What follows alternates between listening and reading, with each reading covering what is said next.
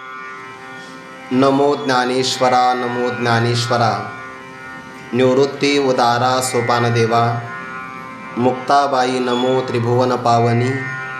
आद्यत्रय जननी देवांची जयांचे केलिया स्मरण। होय सकळ विद्यांचे अधिकरण। तेचे वंदू श्री चरण श्री गुरूंचे ते नमस्कारोनी आता। ज्ञानेन तु तदज्ञानम येषां नाशितमात्मनः तेषामादित्यवज्ञानम प्रकाशयति तत्परम। ते अज्ञान जै समूळ तुटे तै भ्रांतीचे मसैरे फिटे। मग अकर्तृत्व प्रगटे मज ईश्वराचे। कैवल्य साम्राज्य चक्रवर्ती विश्वमाऊली ज्ञानोबाराय सकल ब्रह्मनिष्ठ गुरुजनांच्या परमकृपेने श्री भगवती ज्ञानेश्वरीच्या 5व्या अध्यायाचा विचार आपण करत आहोत। ज्ञानी महात्मा प्रारब्ध बलाने सगळ्या प्रकारची कर्म करतो। ते कर्म करत असताना कर्माचा स्वरूपाने त्याग न करता कर्मफलाचा परित्याग करतो। नवद्वाराने संपन्न असणाऱ्या देहामध्ये राहत असताना सुद्धा मी काहीही करत नाही आणि कुणाकडून कोणत्याही प्रकारचं कर्मही करून घेत नाही। स्वतःचंही कर्तृत्व नाही आणि प्रयोजक कर्तृत्वसुद्धा नाही। याकरिता उदाहरण दिलं आहे, ज्याप्रमाणे सर्वांचा नियामक असणारा ईश्वर परमात्मा किंवा परब्रह्म तत्व कोणत्याही प्राणीमात्राला तो अमुक एक कर्म कर असं कोणत्याही प्रकारचा भाव निर्माण करत नाही। न कर्तृत्वम किंवा प्राणीमात्राला इष्ट असणारे जे पदार्थ असतात त्या पदार्थालाही तो निर्माण करत नाही, त्यालाच कर्म असं म्हणतात। लोकांचं असणारं कर्तृत्व, लोकांना इष्ट असणारं कर्म यालाही तो निर्माण करत नाही। किंवा व्यवहारामध्ये जीव हा कर्ता आहे, त्या कर्त्याला अमुक एक कर्माचं फल मिळावं अशा कर्माच्या फलाचा संयोगसुद्धा तो स्वरूपाने निर्माण करत नाही। हा तर व्यवहार सगळा दिसतो। या व्यवहाराला निर्माण कोण करतं? स्वभाव वस्तू प्रवर्तते, त्या परब्रह्म चैतन्याची असणारी शक्ती, नियामक असणारी शक्ती ज्याला माया असं म्हणतात, त्या मायेच्याद्वारे जगतातला हा संपूर्ण व्यवहार निर्माण होतो। कर्तृत्वसुद्धा मायेचं आहे, कर्मसुद्धा मायेचं आहे आणि कर्मफलाचा संयोग जो होतो त्यालाही कारण मायाचं आहे। म्हणून 9व्या अध्यायामध्ये ओवी येते बघा, मनोनी भूतेहन सृजावी का सृजिली प्रतिपाळावी। ये करणी न येते आगवी आमुची अंगा। प्राणीमात्राला निर्माण करावं, निर्माण केल्यानंतर त्यांचं पालनपोषण करावं, हे कर्म आमच्या अंगाला लागतच नाही असं भगवान परमात्मा स्पष्ट 9व्या अध्यायामध्ये आपलं स्वरूप प्रतिपादन करतात। आणि ज्ञानोबाराय म्हणतात, ज्या निकषाने ईश्वर संपूर्ण जगताला निर्माण करूनसुद्धा अकर्ताच आहे किंवा त्याच्या स्वरूपामध्ये कोणतेही बिघाड होत नाही, अलिप्तपणा, निर्विकारपणा, असंगपणा हे सगळं अबाधित राहतं, त्याच निकषाने परब्रह्म स्वरूपाला प्राप्त झालेला महात्मासुद्धा असंग, निर्विकार आणि अलिप्तच आहे। वास्तविक ईश्वर हा निर्व्यापार आहे, सगळ्या त्रैलोक्याचा विस्तार करतो। किंबहुना करता असं म्हणावं तो कोणत्या कर्मात सापडत नाही, कारण त्याच्या हातापायाला उदास वृत्तीमुळे लेप लागत नाही, स्वरूपस्थितीमध्ये बाध येत नाही, अकर्तेपणामध्ये न्यूनताही घडत नाही। पण असं असतानाही पंचमहाभूतांचे समुदाय चांगल्या प्रकारे निर्माण करतो। सत्वगुणाचं कार्य अंतःकरण असल्यामुळे संपूर्ण प्राणीमात्राच्या अर्थात जगाच्या जीवी आहे, कारण सत्वगुणाचं कार्य असल्यामुळे अंतःकरण स्वच्छ आहे आणि स्वच्छ उपाधी प्रतिबिंबाला ग्रहण करत असते। ज्याप्रमाणे आपण आरशासमोर उभा राहिलो की आरशामध्ये आपलं प्रतिबिंब दिसतं, भिंतीमध्ये मात्र दिसत नाही, तसं अंतःकरण सत्वगुणाचं कार्य असल्यामुळे सर्व व्यापक परमात्म्याचं चैतन्य प्रतिबिंब रूपाने किंवा जीव रूपाने सर्वांच्या अंतःकरणात आहे। म्हणून सर्वाघटी राम देहादेही एक किंवा भरला घन दाट हरी दिसे। सगळ्या ठिकाणी परमात्मा व्याप्त आहे, जगाचा जीव आहे, परंतु संबंधाने पाहिलं असंग असल्यामुळे कवनाचा काही नोहे, कोणाचाही कधीही कसल्याही प्रकारचा संबंध त्याला लागत नाही। त्याच्या अधिष्ठानावर सत्ता आणि स्फूर्ती घेऊन माया संपूर्ण अनंत ब्रह्मांडाला निर्माण करते, परंतु त्याला त्याची आठवणही होत नाही. जगची हे होय जाये तो शुद्धी ही नेणे. इतका आपल्या अंतकरणाच्या जवळ आहे की पाप आणि पुण्य हे राहतात अंतकरणामध्ये संस्कार रूपाने, आणि त्या अंतकरणामध्ये परमात्मा बुद्धीमध्ये अभिव्यक्त झालेला आहे. पण जवळ असतानाही पाप आणि पुण्य तो पाहत नाही. का पाहत नाही? मुळामध्ये पाहण्याकरता डोळे लागतात आणि त्याला डोळे नाही, किंवा जाणण्यासाठी अंतकरणाची वृत्ती लागते. मूळ आत्मस्वरूपाच्या ठिकाणी अंतकरणच नाही तर अंतकरणाची वृत्ती कशी काय असेल? आपण तर म्हणतो, ऐकतो, सगळ्यांना जाणतो. जाणणं हे त्याचं स्वरूप आहे. जे स्वरूप असतं ते कधीही स्वतःचं स्वतःला विषय होत नाही.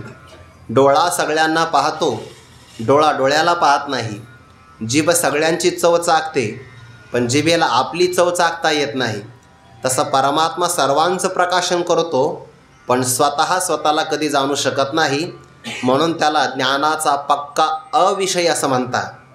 सुअसंवेद्य, संधी केली तर स्वसंवेद्य असे दोन अर्थ होतात. स्वसंवेद्य म्हणजे स्वतःला सम्यक प्रकारे जाणणारा, म्हणजे स्वतःच आपलं प्रकाशनासाठी आणण्याची गरज न ठेवणारा, त्याला म्हणतात स्वसंवेद्य.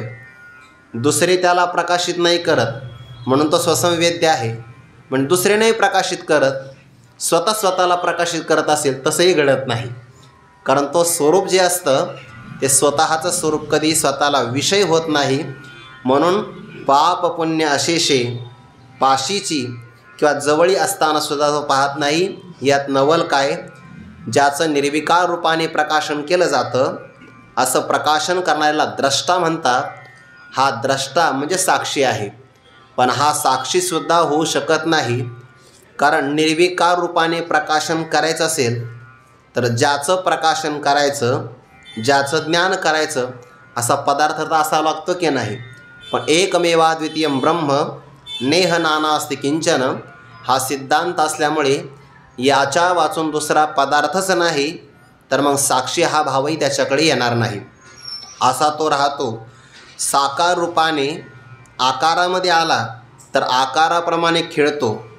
त्या 81 क्रमांकाची ओवी आहे ना, पै मूर्तीचे ने मेळे तो मूर्तची होणे खेळे. या खेळण्यामध्ये देवाची लीला आहे, आणि लीला जर असेल तर ती आनंदाकरताच असते. संपूर्ण जगताला निर्माण करणं ही देवाची लीला आहे, आणि लीलेमध्ये देवाला लेप लागत नाही. मूर्तीचे ने मेळे तो मूर्तची होणे खेळे, परंतु आश्चर्य असं आहे अमूर्तपणन मैळे दादुलयाचे. काही जे खेळणारे असतात की नाही, खेळाडू इतके चाणाक्ष आणि चतुर असतात, ते सामना जिंकतात पण पाठीला मातीसुद्धा लागू देत नाही, चितपट काढतात. तसा परमात्मा सगळ्या जगताला निर्माण करतोय, जगताचं पालनही करतो, संहार करतो हे आपण म्हणायचं. तत्वतः तो काही करत नाही. पण जगताच्या उत्पत्ती उत्पत्तीचंही त्याला कोणत्याही प्रकारचं ताण नाही, किंवा स्थितीचं पालनपोषण करावं याचे दडपण नाही, आणि सगळ्या जगाचा संहार झाला तरी खेद नाही. तो आपल्या महिमेमध्ये आहे. अमूर्तपण निराकारपणा मात्र त्या स्वामीचा अजिबात मलिन होत नाही. आता शास्त्रामध्ये काही प्रमाण आले आहे. काल उपनिषदाचं आपण एक प्रमाण पाहिलं. यतो वा इमानी भूतानि जायन्ते येन जातानि जीवन्ति यत् प्रयन्ति विसंविशन्ति तद्विजिज्ञासस्व. किंवा ब्रह्मसूत्रामध्ये एक सूत्र आलं, जन्माद्यस्य यतः, ज्याच्यापासून सगळे प्राणी मात्र निर्माण झाले, ज्याच्यावर राहतात, ज्याच्यात लयाला जातात ते परब्रह्म तत्व आहे असं तो जाणून घ्यावं. इथे उपनिषदाच्या श्रुतीमध्ये आलेलं परब्रह्म शब्द हा ईश्वरवाचक आहे. म्हणजे अर्थ काय झाला? ईश्वरापासून, म्हणजे परब्रह्माला माया उपाधी लागली की त्याला ईश्वर भाव प्राप्त होतो, आणि त्या ईश्वरापासून संपूर्ण भूतसृष्टी निर्माण होते, त्याच्याच अधिष्ठानावर राहते आणि त्याच्यातच लयाला जाते असं जे म्हटलं जातं. ज्ञानोबा म्हणतात हा सुद्धा खऱ्या स्वरूपाचा विचार नाही. सामान्य पुरुषाला जगत दिसतं म्हणून त्याच्या दिसण्याकरता ही संगती मानावी लागते. दोन प्रकारचे भाव आहे. उदाहरण देतो, लक्षात येईल. एका पुरुषाला रस्त्याच्या कडेला असणाऱ्या रज्जूचं रज्जू रूपाने ज्ञान आहे. त्याला निश्चित माहिती आहे की रज्जू रज्जूच आहे. पण दुसरा एक अज्ञानी व्यक्ती आहे ज्याला रज्जूचं अज्ञान आहे, म्हणजे अज्ञानी आहे. त्याला रज्जूचं रज्जू रूपाने ज्ञान झालं नाही. मग त्याला काय दिसतं? त्याला रज्जूवर सर्प दिसतो. एकाला दिसतो सर्प आणि एकाला दिसते आहे रज्जू. खरं ज्ञान कोणाचं आहे? ज्याला रज्जू रज्जू रूपाने कळाले त्याचं खरं ज्ञान आहे. मग आता ज्याचं खरं ज्ञान त्याला म्हणतात ज्ञानी, आणि ज्याला ज्ञान नाही त्याला म्हणतात अज्ञानी. मग अज्ञानी पुरुषाला रज्जूचं रज्जू रूपाने ज्ञान करून द्यायचं आहे, आणि त्याचं घालवायचं काय आहे? अज्ञान. सर्प नावाचा भ्रम घालवायचा आहे. तो भ्रम अज्ञान घातल्याशिवाय जाणार नाही. मग आता ज्ञानी पुरुष रज्जूच्या असणाऱ्या दृष्टीतून थोडासा खाली येतो, खाली उतरतो, आणि त्याच्या समजुतीकरता म्हणतो, बरोबर आहे, तुला सर्प दिसला ना, ठीक आहे, आपण मानू की तिथं सर्प आहे. मग सर्प आला कसा? वारुळातला सर्प येऊ शकत नाही, कारण जवळ वारुळही नाही. आणि जर खरा सर्प असेल वारुळातला तर तो एवढा वेळ थांबायला रिकामा नाही, तो लवकरात लवकर निघून जात असतो. मग अज्ञानी पुरुषाच्या बुद्धीमध्ये जर सर्प असेल, त्याच्या अंतःकरणामध्ये अज्ञान असेल, तर ज्ञानी पुरुष त्याच्या समजुतीचा क्षणभर स्वीकार करतात आणि म्हणतात, बरोबर आहे, तिथं सर्प आहेच. आणि मग त्याला ज्ञान करून देतात कंदिलाच्या माध्यमातून की इथे तुला सर्प दिसला, आता सांग बरं सर्प आहे का? तो आता सर्प नाही. आताच नाही असं नाही, जेव्हा तुला भ्रम झाला तेव्हाही सर्प नव्हता. भ्रम होण्याच्या अगोदरही सर्प नव्हता. आणि आता कंदिलाच्या प्रकाशाच्या माध्यमातून ज्ञान झालं, आता तर सर्प नाहीच नाही. म्हणजे सर्पाचा त्याला तिन्ही कालामध्ये नाहीपणाचा निश्चय होतो. यालाच त्रैकालिक आत्यंताभावाचा निश्चय म्हणतात. सर्प कोणत्या कालात आहे? कोणत्याच कालात नाही. पण फक्त भ्रम असेल तर भ्रमकालात मानलेला आहे.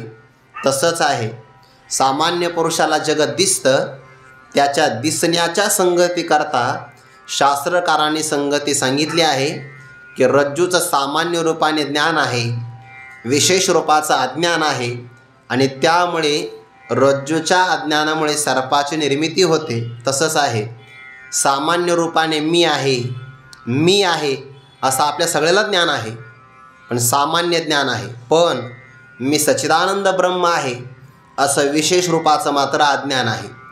आणि त्या अज्ञानाचंच कार्य संपूर्ण सृष्टी किंवा जगत आपल्या अनुभवाला येतं. मग या जगताची प्रतीती येत असेल तर त्याच्या अगोदर उत्पत्ती मानावी लागते, कारण उत्पत्ती झाल्याशिवाय प्रतीती येऊ शकत नाही. मग उत्पत्ती झाली कोणापासून? आपोआप तर काही होऊ शकत नाही. आपोआप व्हायला आपलं ते काल उदाहरण गेलं आहे. आपोआप होत असेल तर त्याला मूर्ख म्हणावं लागेल. म्हणून उपनिषदामध्ये ब्रह्मकारणवाद सांगितला आहे. जन्माद्यस्य यतः यतो वा इमानी भूतानि जायन्ते. ईश्वर या जगताचा कर्ता आहे, निर्माता आहे. पण हे ध्यानात ठेवा बरं, इथे ब्रह्मजगताचं कारण सांगत असताना सुद्धा त्याला कार्यकारण सांगायचं नाही. कारण 15व्या अध्यायामध्ये पुन्हा ओवी आहे, जे कार्य ना कारण जया दुजे ना एकपण आपण या जे जाणं आपणच्या शुद्ध सिद्धांत आहे. ब्रह्म कार्यही नाही कारणही नाही, त्याला एकपणा किंवा दुजेपणा दोन्ही नाही. पण अज्ञानी पुरुषाच्या समजुतीकरता संगती प्रतिपादन केली, म्हणून म्हणावं लागतं की ईश्वर जगताला निर्माण करतो, पालन करतो, संहार करतो. ज्ञानोबा 82 ओवीमध्ये म्हणतात, हे म्हणणंसुद्धा अज्ञानी पुरुषाच्या समजुतीकरता आहे. तत्वतः मात्र प्रपंच खरं तर आजातवादच आहे ना. कोणत्या काळामध्ये जगत निर्माण झाला असं नाही आहे. दृष्टीसृष्टीवादामध्ये असं म्हटलं आहे, ज्या काळात तुम्हाला ज्ञान आहे दृष्टी, त्याच काळात सृष्टी. जर तुम्ही आता डोळे झाकू नका, आता जर डोळे झाकले आणि जर तुम्हाला ज्ञान नसेल, दृष्टी नसेल, त्या काळात सृष्टीसुद्धा नाही. डोळे उघडले, दृष्टी प्रगट झाली की सृष्टी. याला दृष्टीसृष्टीवाद असं म्हणतात. मग आपण तर म्हणतो नाही मी कालचं जगत पाहतोय, हा आपला भ्रम आहे. हे सगळं आताच्या आता निर्माण होत आहे प्रत्येक क्षणाला. त्याला दृष्टीसृष्टीवाद म्हणतात. नाथ महाराजांनी हरिपाठामध्ये दिलं आहे बघा हे प्रमाण. एका तासा माझी कोटी वेळा सृष्टी, होती जाती दृष्टी पाहे तोचे. आला की नाही दृष्टीसृष्टीवाद? हरिपाठात आला आहे बघा. कालचं प्रमाण आलं होतं. रज्जूवरी पाहता मिथ्या, शुक्तीवरी रजत पाहता डोळा दिसे, रज्जूवरी भासे मिथ्या सर्प. विवर्तवादाचं उदाहरण आहे. आत्ताचं दृष्टीसृष्टीवादाचं उदाहरण आहे. सगळं वेदांतशास्त्र हरिपाठात आलेलं आहे, सगळं आलेलं आहे. म्हणून तो सृजी, तो ईश्वर जगताला निर्माण करतो, पाळी पालन करतो, संहारी संहार करतो. ऐसे बोलती जी चराचरी, असं जे चराचरामध्ये बोललं जातं. ज्ञानोबा म्हणतात ते अज्ञान गा. अरे अर्जुना ते अज्ञान आहे. अवधारी चांगला ऐक बरं, हे सुद्धा अज्ञान आहे. ज्या पुरुषाला शुद्ध ज्ञान झालं तो म्हणतो प्रपंच एक झाला होता, हे तो समूळ मिथ्या वार्ता, पुढे होईल मागोता, कदा कल्पांती घडेना. त्याच्या भूमिकेतून प्रपंच नावाचा पदार्थ किंवा ज्ञानोबारांची गोवी आहे. 9व्या अध्यायामध्ये येते बघा. ज्ञानोबारा म्हणता भूमीच्या आतून गाडगे काही निर्माण होत नाही. भूमीच्या आतून गाडगे निर्माण नाही होत. वास्तविक भूमी भूमीच आहे. पण गाडगे कोण म्हणतं? कुंभाराची मती. आणि त्या मतीनं तो दिलेला आकार आहे. सोनं सोनंच आहे, पण जो धारण करतो तो अलंकार म्हणतो. एरवी तरी भूमी आतून स्वयंभ, काय घडे या गाडगे याचे निगते कुंभ, परी ते कुलालमतीचे गर्भ उमटले की सिद्धांत काय, तैसी ये निर्मळ माझ्या स्वरूपी, जो भूत भावना आरोपी, तयाशी तयाच्या संकल्पी भूता भासू असे. म्हणजे सगळा आपला हा भ्रमाचा विचार आहे. ते अज्ञान गावधारी पंडकुमारा परब्रह्मावर केलेला हा आरोप आहे. कोणता? तो जगताला निर्माण करतो, पालन करतो आणि संहार करतो. पण हा शुद्ध सिद्धांत आहे बरं. ज्याला हा पराकुटीचा सिद्धांत मान्य असेल त्याच्याकरिता ही आहे. पण जो अलीकडं थोडासा एका पायरीनं मागं असेल, मग त्याला सांगावं लागतं अरे या जगताचा करता दुसरा तिसरा कोणी नाही, ईश्वरच आहे.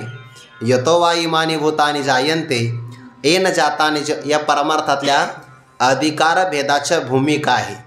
अधिकार भेदाच्या काही तर ईश्वरच मानत नाही.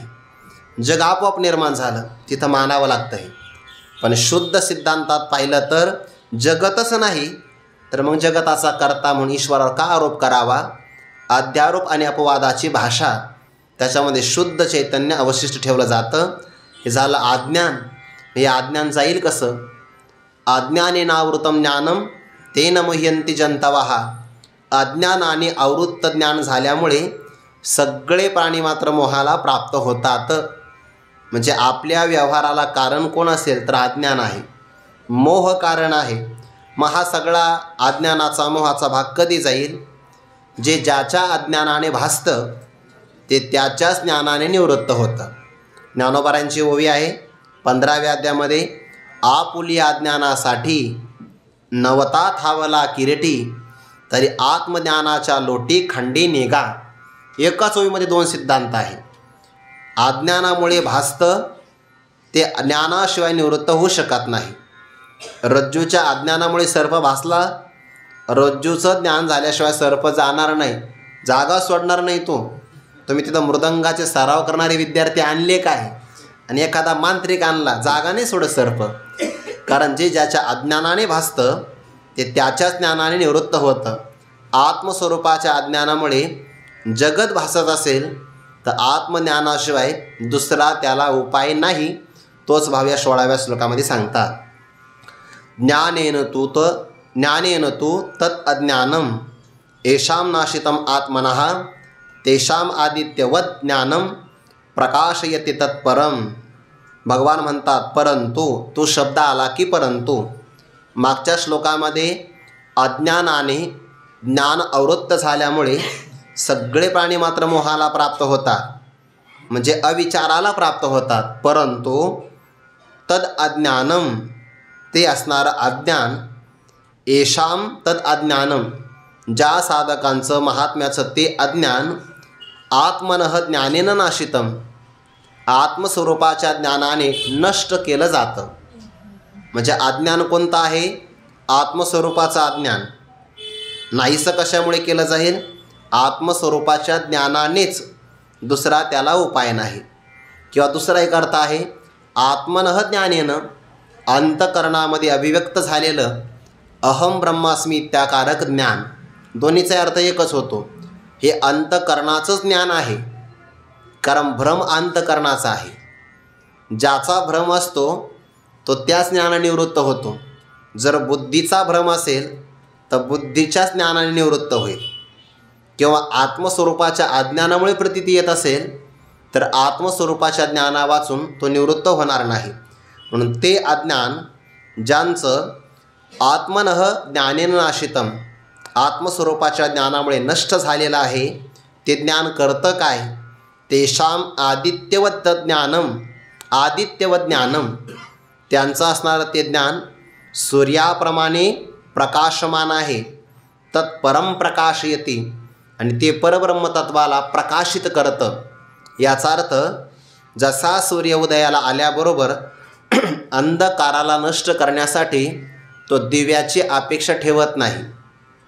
का असं म्हणतो सूर्य? आज थोडा आहे ना प्रकाश कमी आहे, 2-4 दिवे जर सोबत आले तर फार बरं होईल माझ्या, असं सूर्य म्हणत नाही. म्हणत असेल तर तो मग सूर्य नाही, तो आडनावाचा सूर्य आहे. मग जसा सूर्य प्रकाश झाल्याबरोबर अंधकाराला नष्ट करतो आणि स्पष्ट ज्ञान करून देतो, तसं श्री गुरूंनी महावाक्याचा उपदेश केल्याबरोबर ज्या उत्तम अधिकार्याची अंतकरणाची वृत्ती अहम ब्रह्मास्मी या आकाराची होते, ती अंतकरणाची वृत्ती अज्ञानाला नष्ट करते.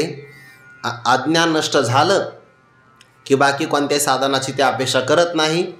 अज्ञान नाहीसं झाल्याबरोबर आत्मस्वरूप स्वयंप्रकाश आहे. त्याच्या प्रकाशनासाठी वृत्ती व्याप्तीची गरज नाही, म्हणजे फलव्याप्तीची गरज नाही. वृत्तीची गरज फक्त अज्ञान आवरण भंग करण्यासाठी आहे.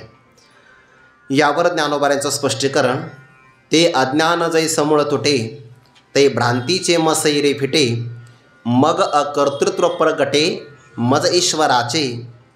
एत ईश्वर एक अकर्ता, ऐसे मानले जरी चित्ता, आणि तोची मी हे स्वभावता आदीची आहे.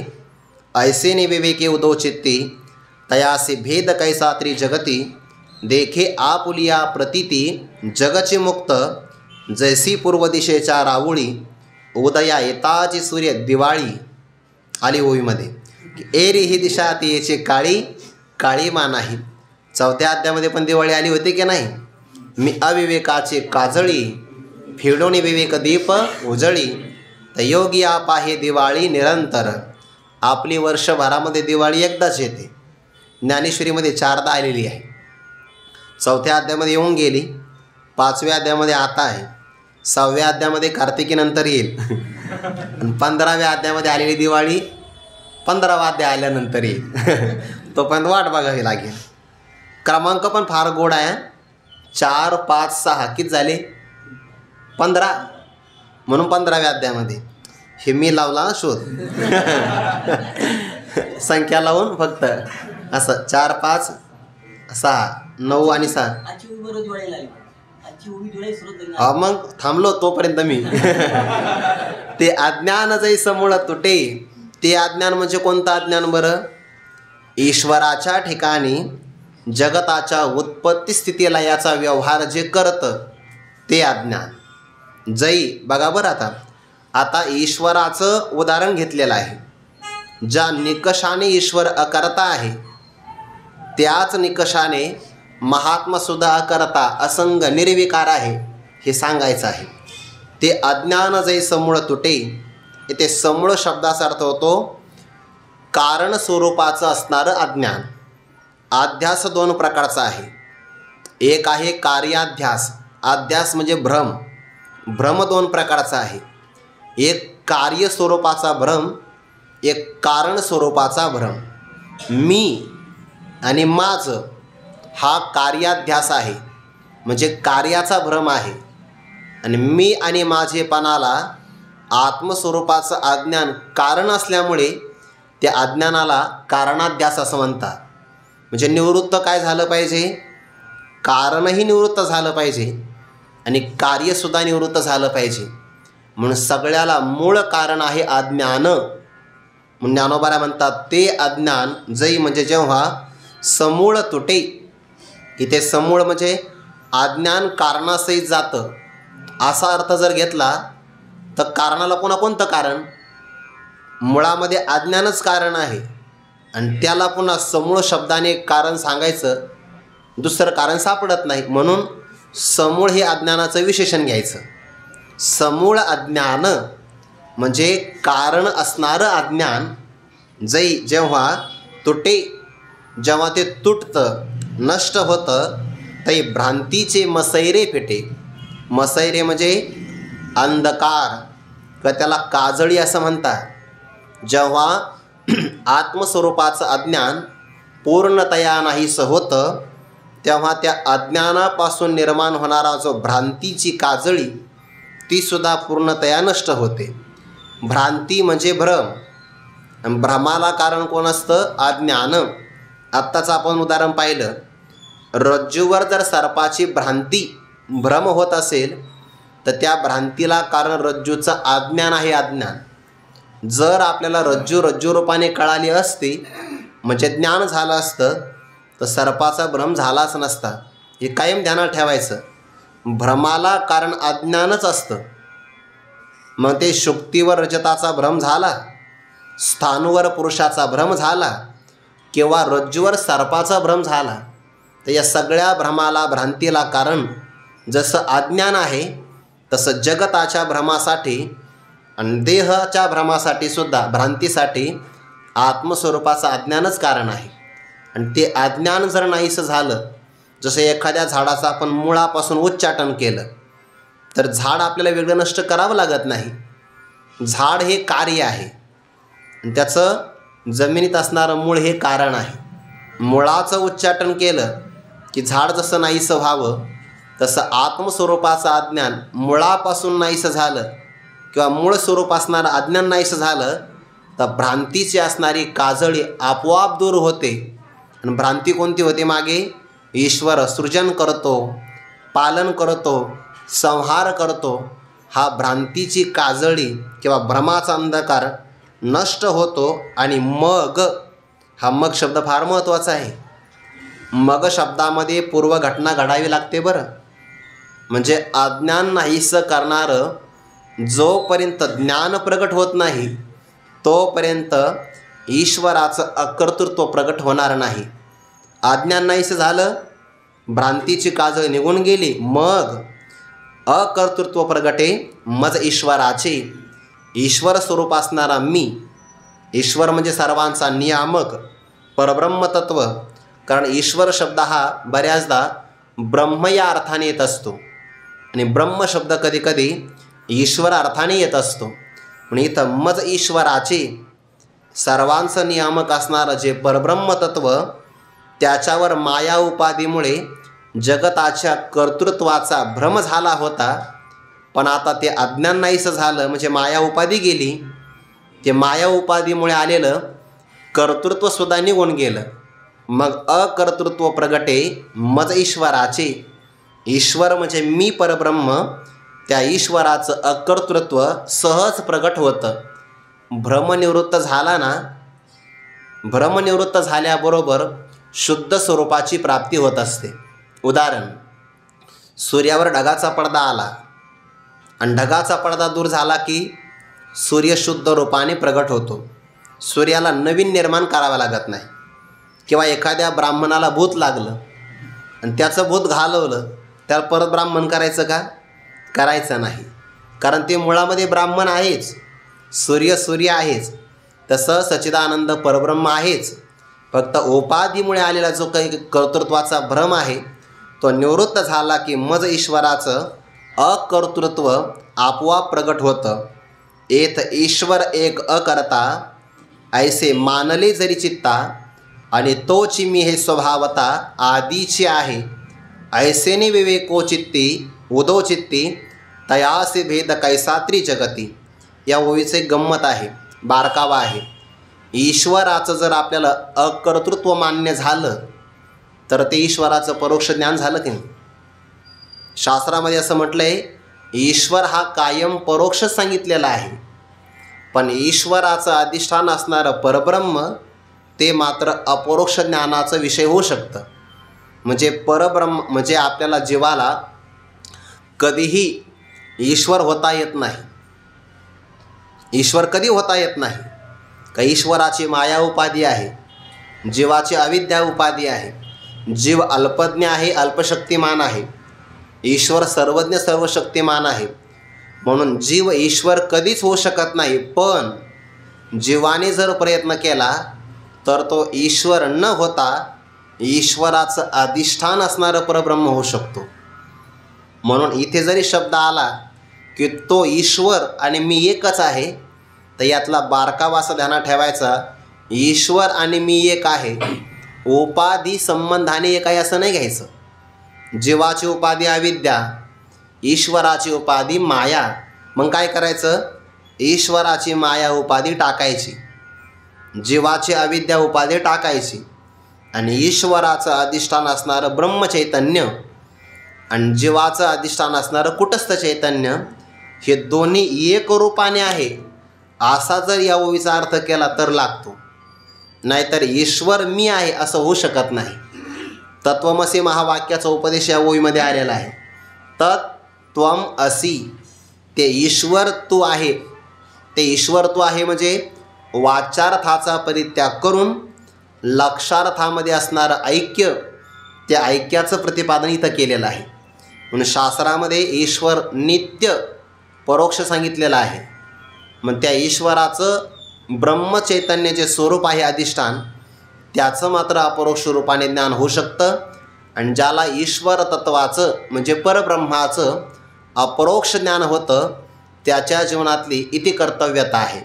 म्हणून आत्मा ब्रह्म कळावा, मी ब्रह्म आहे आणि ब्रह्म आत्मरूपाने कळावं. ब्रह्म मी आहे आणि मीच ब्रह्म आहे याचा आपण काही विचार करतो की नाही? मी 3.5 हाताचा देह वाटतो, पण मी ब्रह्म झालं की परिच्छिन्नता जाते आणि व्यापक भाव प्राप्त होतो.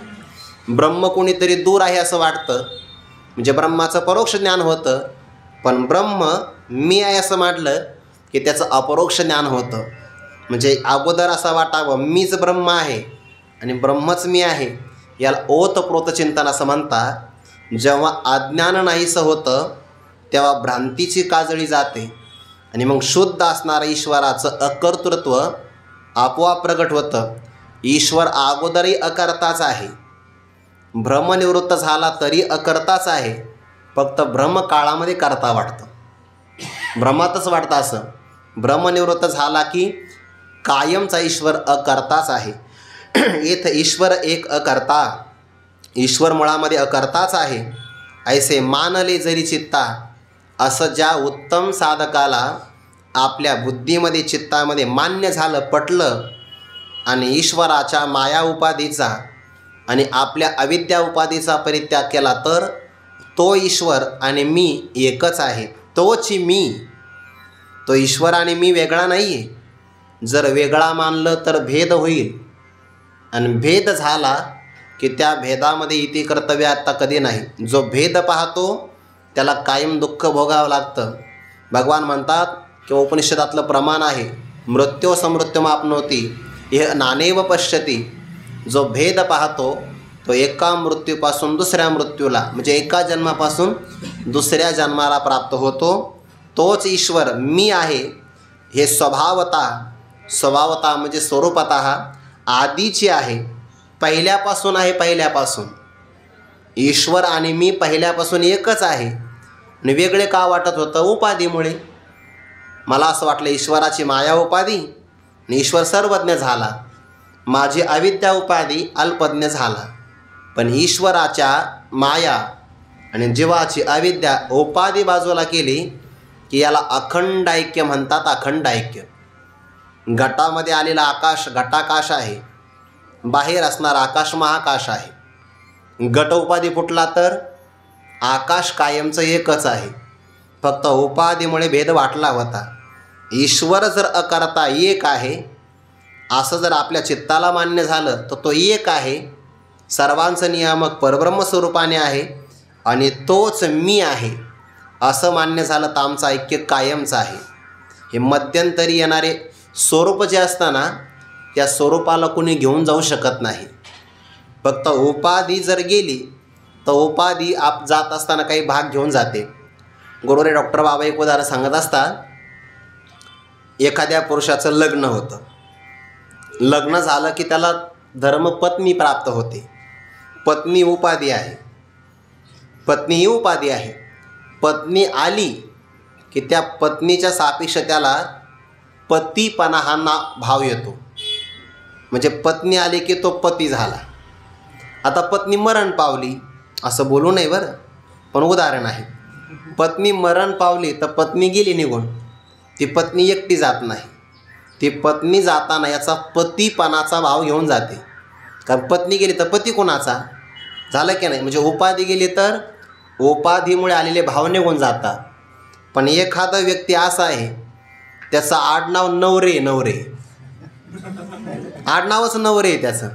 त्याचं लग्न झालं, पतीपणा आला, पत्नी मरण पावली तर पत्नी काय करते, पतीपणा घेऊन जाते, नवरेपणाला घेऊन जाऊ शकत नाही.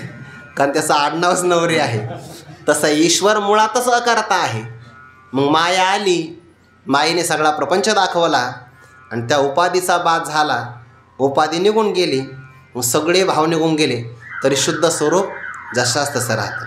येतं ईश्वर एक अकर्ता ऐसे मानले जरी चित्ता आणि तोची मी, तोच ईश्वर मी आहे हे कधी म्हणायचं, उपाधीकृत असणारे भाग बाजूला झाले तर.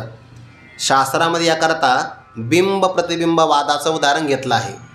किंवा विचारसागरामध्ये बघा ते श्रवण आणि मनन सांगितलं ना, त्या मननामध्ये जीवब्रह्माच्या अभेदाला साधक युक्ती आणि जीवब्रह्माच्या भेदाला बाधक युक्ती असं यौक्तिक चिंतन याला मनन म्हणतात. त्या मननासाठी एक उदाहरण दिलेलं आहे. ज्याप्रमाणे आरसा घेतला आपण यौक्तिक चिंतनासाठी, त्यांनी उपाधी मात्र बिंब प्रतिबिंबवादामध्ये एकच मानलेले आहे.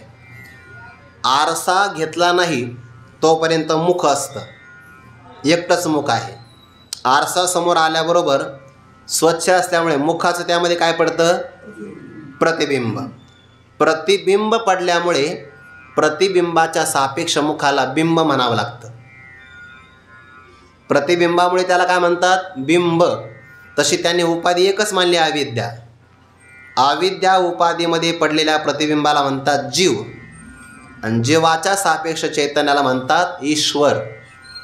आता ही जर उपाधी बाजूला झाली म्हणजे काच जर फुटला तर प्रतिबिंब जातं, बिंबही जातं, मुख अवशिष्ट राहतं. तसं अविद्या उपाधीचा बाद झाला की जीव भाव जातो, तत्सापेक्ष ईश्वर भावही जातो. जीव ईश भाव निघून गेला की फक्त स्वरूप शिल्लक राहतं. म्हणून तोची मी हे स्वभावता आधीचे आहे. तोच ईश्वर मी आहे किंवा मीच ईश्वर आहे आणि हे आमचा अखंड ऐक्य कायमचा आहे. भगवान ज्ञानोबा म्हणतात सगळ्यात मोठा विवेक हा आहे. ऐसेने विवेके उदो चित्ती, असा विवेक ज्याच्या चित्तामध्ये उदयाला आला तयासे भेद कैसा त्रिजगती, त्रैलोक्यामध्ये त्याला भेद कसा अनुभवाला येईल. भेद 5 प्रकारचा आहे ना, जीवेश्वराचा, जीवजीवाचा, जीवजडाचा, जडाजडाचा आणि जड ईश्वराचा. यापैकी कोणताच भेद राहत नाही. जीवाजीवाचा भेद आला ना तर त्यामध्ये मत्सर येतो. जीव ईश्वराचा भेद आला तर यामध्ये सुद्धा ऐक्य होत नाही. जडाजडाचा भेद आला की त्यामध्ये उत्तम अधम भाव प्राप्त होतो. जीव जडाचा भेद आला की भोक्ता आणि भोग्य अशी भ्रांती निर्माण होते. हे सगळे भेद जावे लागतात. मुळामध्ये जीव ईश्वराचा भेद निघून गेला. जीव परमात्मा दोन्ही बैसले ऐक्यासनी, जयाच्या हृदय भुवने विराजती. हे जीव ब्रह्मैक्य ज्ञान आहे. म्हणून ऐसेने विवेके, असा विवेक विचार ज्याच्या चित्तामध्ये उदयाला आला. कोणता विचार, पाठीमागचा विचार घ्यायचा. ईश्वर एक अकर्ताच आहे, एकच ईश्वर आहे, तो अकर्ता आहे आणि तोच ईश्वर मी आहे म्हणजे उपाधीचा भाग बाजूला झाला तर ईश्वर आणि माझं ऐक्य कायमचं आहे असा विवेक ज्याच्या चित्तामध्ये उदयाला आला, तयासे भेद कैसा तरी जगती, त्रैलोक्यामध्ये त्याला कसा भेद अनुभवाला येईल? अजिबात येणार नाही. देखे आपुलिया प्रतिती जगचे मुक्त, संपूर्ण आपल्या प्रतितीच्या द्वारे, अनुभवाच्या द्वारे सगळ्या जगाला तो मुक्त समजतो. मुक्त, खरा मुक्त तो आहे ज्याच्या दृष्टीमध्ये कुणीच बद्ध नाही. मुक्त कासया म्हणावे बंधनची नाही ठावे, म्हणजे ज्या निकषामुळे मी बद्ध नाही त्याच निकषामुळे जगतातले कोणतेही प्राणी बद्ध नाही. ते स्वामी महाराजांचं बाबा एक वाक्य सांगत असतात. डॉक्टर बाबा पाठातलं वाक्य सांगतात. स्वामी महाराजांनी संन्यास घेतला, आनंदाश्रम स्वामी महाराजांनी, आणि त्यांचे एक गुरुबंधू होते, ते होते गृहस्थी. मग ते स्वामी महाराजांना भेटायला यायचे. स्वामी महाराज पाठातलं वैभव सांगायचे. स्वामी महाराज म्हणायचे, अरे शास्त्रातलं प्रमाण आहे संन्यास्य श्रवणम कुर्यात, संन्यास धारण करून श्रवण करावं.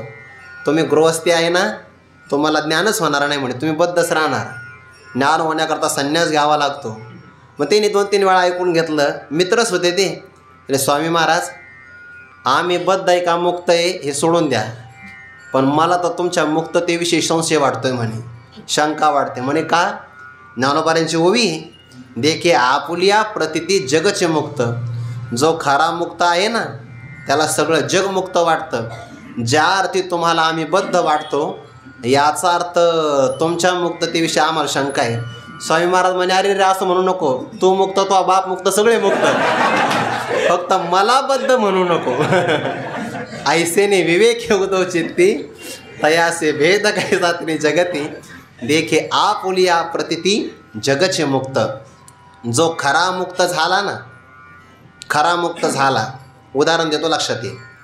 आत्ताच आपण उदाहरण पाहिलं, ज्याला रज्जूचं रज्जू रूपाने ज्ञान झालं त्याचा निश्चय काय असतो माहिती आहे का? रज्जूवर सर्पाचा भ्रम होण्याच्याही अगोदर सर्प नव्हता. भ्रमनिवृत्त झाला, आताही सर्प नाही. जेव्हा भासला तेव्हा होता का? तेव्हाही नव्हता. म्हणजे काय झालं? रज्जूवर सर्पाचा त्याला त्रैकालिक आत्यांता भावाचा निश्चय होतो. तिन्ही काळामध्ये सर्प नाहीच हा निश्चय होतो की नाही? तसं ज्याला खरं आपल्या मुक्ततेचं ज्ञान होतं त्याला हे सुद्धा कळतं की अरे, ज्या काळामध्ये मी स्वतःला बद्ध समजत होतो त्याही काळात मी मुक्तच होतो ना, त्याही काळात मी मुक्तच होतो. फक्त भ्रमामुळे मी स्वतःला बद्ध समजत होतो. म्हणजे काय? बद्ध समजणं हा माझा काय आहे? भ्रम आहे. भ्रम. पुढं सांगू का? स्वतःला बद्ध समजणं हा काय आहे? भ्रम आहे. जसं स्वतःला बद्ध समजणं भ्रम आहे, तसे दुसरे लोक बद्ध हे समजणं सुद्धा काय आहे? भ्रमच आहे. आणि ज्याचा स्वतःचा भ्रम निवृत्त झाला त्याचा अन्याचाही भ्रम निवृत्त होतच असतो. ज्या व्यक्तीने स्वतःच्या पायामध्ये चांगली पादत्राणे परिग्रहण केले त्याला काटे रुतत नसतात ना. म्हणे सगळ्या पृथ्वीवर आपल्याला आहे ना ते चर्म वेष्टन करायचं आहे, काटे घुसता कामा नये. आपल्या पायात फक्त चप्पल चांगली असावी. तसं आपण मुक्त झालो, सगळं जग मुक्त. दृष्टी आपली बदलली पाहिजे. आपली दृष्टी बदलली, सगळे मुक्त होतात. एका म्हशीला हिरवा चारा खायची सवय लागली. पावसाळ्यामध्ये लागते सवय. सवय कठीण असतात, सुटत नाही लवकर. मग ते हिरवा चारा पावसाळ्यात मिळाला, हिवाळ्यात ते मिळाला, उन्हाळ्यात कुठून मिळणार आहे? उन्हाळ्यात मिळत नाही. चाराच खायना ना ती. काळजी पडली. मग ते नाराज झाला आणि मित्राला सांगितलं, अरे चारा खात नाही म्हणे. चारा न खाल्ल्यामुळे दूध मिळत नाही. बरं, आपल्याला कडबा भरपूर आहे पण खात नाही. मित्राच्या लक्षात आलं, म्हशीला हिरवा चाऱ्याची काय लागली? चटक. हिरविया चारी भांबावे पशु. पशुला हिरव्या चाऱ्याची चटक लागलेली असते, त्यामुळे त्याला भ्रम होतो. मग तो मित्र म्हणला, आपल्याकडे उपाय आहे. काय उपाय? एकच उपाय म्हणे. बाजारात गेला आणि त्याने म्हशीच्या डोळ्याच्या आकाराचा हिरव्या रंगाची काच असणारा चष्मा आणला आणि असा लावला, म्हैस उधळली ते चष्माने पडला पाहिजे. अगदी म्हैस चिखलात लोळली काय आणि पाण्यात गेली काय, चष्मा निघता काय म्हणे. असा त्याने काही काही ते लोक चष्माने वापरतात, लेन्स वापरतात बघा, बरोबर डोळ्यात घालतात ते लेन्स. चष्माच असतो एक प्रकारचा पण दिसत नाही. आता आपण चष्मा घेतला नाही तर मी लेन्स म्हणलो असतो. मग ते आता म्हशीच्या समोर कडबा टाकला, परिणाम काय झाला, त्याला वाटलं वा वा आपल्यासारखं भाग्यवान कोणी नाही. पावसाळ्यात हिरवाच, हिवाळ्यात हिरवा, उन्हाळ्यातसुद्धा हिरवा चारा मलाच मिळतो आहे. जशी तिची दृष्टी बदलली तर तिला वाळलेला कडबासुद्धा हिरवा दिसू लागला. तसं जो मुक्त झाला त्याला सगळं जग मुक्त वाटतं. देखे आपुलिया प्रतिती जगचे मुक्त. म्हणून मनुष्याने स्वतः पहिलं ब्रह्मज्ञान करून घ्यावं. स्वतःचा भ्रमनिवृत्त झाला की आपोआप सगळ्याचा भ्रमनिवृत्त होतच असतो. फक्त आपण मुक्त व्हावं. सूर्य प्रकाशमान आहे. एखाद्या व्यक्तीने स्वतः जर डोळे झाकले तर सूर्याचं ज्ञान होणार नाही. किंवा एखाद्या व्यक्तीच्या डोळ्यासमोर त्याने असं बोट धरलं, आपलं बोट आकाराने लहान आहे, पण लहान जरी असेल तर सूर्याचं ज्ञान न होऊन देण्याकरता समर्थ आहे. ज्ञान होऊ देत नाही ते. पण जर आपणच आपला डोळ्यासमोर येणारा बोटाचा भाग बाजूला केला तर जसं संपूर्ण प्रकाशमय सृष्टी आपल्याला दिसते, तसं ज्याचं स्वतःची मुक्तता सिद्ध होते त्याला संपूर्ण जग मुक्त वाटतं. त्याच्या दृष्टिकोनातून कोणीही बद्ध नाही. ऐसे ने विवेके उदो चित्ती तयासे भेद कैसा तरी जगती. देखे आपुलिया प्रतिती जगचे मुक्त. तो व्यष्टी म्हणजे स्वतःही मुक्त आहे आणि समष्टी असणारं सगळं जगसुद्धा मुक्त आहे. वासुदेव सर्वमिती स महात्मा सुदुर्लभः. ज्या काळामध्ये मी स्वतःला भ्रम झाल्यामुळे बद्ध समजत होतो त्याही काळात मी मुक्त होतोच की नाही? मुक्तच आहे, फक्त बद्ध समजलेलं होतं. आपण ते उदाहरण पाहिलं होतं.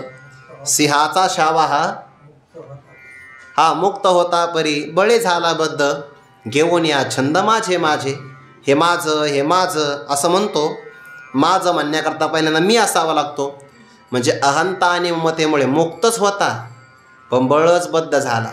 किंवा 6व्या अध्यायामध्ये उदाहरण ते पोपटाचं येतं ना, अशी नळी असते पोकळ, त्यामध्ये दोरी ओतात, त्याच्यावरती पोपटाला आवडणारा पेरू ठेवतात.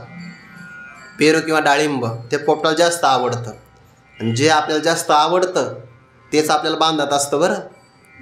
हो, तुम्हाला जर मोबाईल जास्त आवडला, मोबाईल बांधतो आपल्याला. म्हणून मोबाईल जर दिसला माणसं जेवत नाही कधी कधी. मोबाईलवर प्रेम आहे. चार्जर आवडलं नाही सापडलं तरी जेवत नाही माणसं. मुलावर प्रेम असेल, ज्याच्यावर प्रेम अधिक कराल ते आपल्या बंधनाला कारण ठरतं. ते पोपटाला पेरू आवडतो, नळीवर येऊन बसतो, त्याच्या वजनाने नळी फिरते, आकाशाकडे पाहतो, तो खोल भाग वाटतो त्याला. मग आता त्या नळीनं त्याला बांधलं, याने स्वतः त्या नळीला पकडलेला आहे, स्वतः पकडलेला आहे. म्हणजे बद्धता ही स्वतःची आहे, मुक्ततासुद्धा स्वतःला करावी लागेल. नळिकेवरून उठेला जैसा शुक शाखे बैसला, तैसा मूळ अहंते ठाकेला तो मी म्हणून. मग तो स्वतःच मुक्त झाला, संपूर्ण जगत त्याला मुक्त वाटतं. मुक्त म्हणजे मोकळा बरं, जो कशातच अडकत नाही, ज्याचं मन कशातच अडकत नाही, बांधलं जात नाही, तो मुक्त आहे. मग तो राज्य कारभार जर करत असेल आणि त्याचं मन जर त्याच्यामध्ये आसक्त नसेल तर मुक्त आहे. पाण्यातल्या कमळाच्या पानाप्रमाणे. आणि एखाद्याचं मन अडकत असेल आणि व्यवहार बाहेरून सगळा त्याग केलेला आहे, सगळा फक्त मन अडकलेलं आहे, तर तो बद्धच आहे. म्हणून मनुष्याने ना आतून मोकळं झालं पाहिजे. आतून जितका संग्रह जास्त तितके बद्धता होण्याची शक्यता जास्त. आणि जितका व्यक्ती अपरिग्रही तितका मोकळा. घाटावर काही लोक झोपतात, काही काळजी त्यांना काहीच नाही जवळ. बरं, त्यांची गोधडी कोणी चोरून नेऊ शकत नाही. चक्कर येईल एखाद्याला, नेऊन काय करता? जितका परिग्रह जास्त तितकी बद्धता जास्त, जितका परिग्रह कमी तितका व्यक्ती मुक्त. देखे आपुलिया प्रतिती जगचे मुक्त. उदाहरण दिलं आहे, जैसे पूर्व दिशेच्या राऊळी उदया येताची सूर्य दिवाळी. की एरी ही दिशा तिची काळी काळीमा नाही. आपण मुक्त झालो, सगळं जग मुक्त आहे. आपल्याला भगवत दृष्टी प्राप्त झाली, सगळं जग भगवत स्वरूपाचं आहे. म्हणजे आपल्याला जर काही दिसत असेल तर चंद्र पांढरा आहे ना आपल्याला पिवळा दिसतो, कावीळ आपल्याला आहे, चंद्राला नाही. असं म्हणू का चंद्राने काही पक्ष बदलला की काय? कावीळ आपल्याला आहे ना. आपण मुक्त झालो की जग मुक्त. कसं उदाहरण दिले बघा.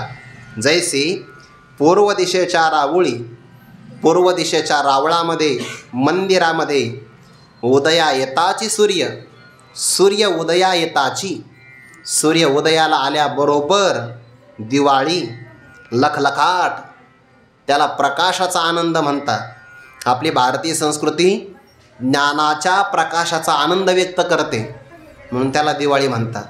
झाली बघा सणाला सुरुवात, आहे का नाही? बरोबर आली ती ओवी. सूर्य दिवाळी. खरं असं आहे, व्यवहारातला हा प्रकाश व्यावहारिक प्रकाश आहे. आपल्या जीवनामध्ये कोणता प्रकाश यावा? ज्ञानाचा. आणि तो ज्ञानाचा प्रकाश अंतःकरणात आला की तो अज्ञानाचा अंधकार नाहीसा करतो. तमोसोमा ज्योतिर्गमय. अंधकारात नाही जायचं, प्रकाशाकडे जायचं आहे. आणि प्रकाशाकडे घेऊन जाणारी संस्कृती म्हणून ती दिवाळी आहे. आणि खरी दिवाळी ज्ञानोबांच्या दरबारात आहे, कारण ती दिवाळी आपल्याला प्राप्त होते आहे. म्हणून दिवाळीसुद्धा पाठ चालूच राहणार आहे. जैसी पूर्व दिशेच्या रावळी उदया येताची, उदयाला आल्याबरोबर दिवाळी आहे. म्हणजे नाही हो, पूर्व दिशेत आला सूर्य, पूर्व दिशेला प्रकाश आहे, पण पश्चिमेला अंधार आहे, दक्षिण उत्तरेला अंधार आहे, असं होतं का?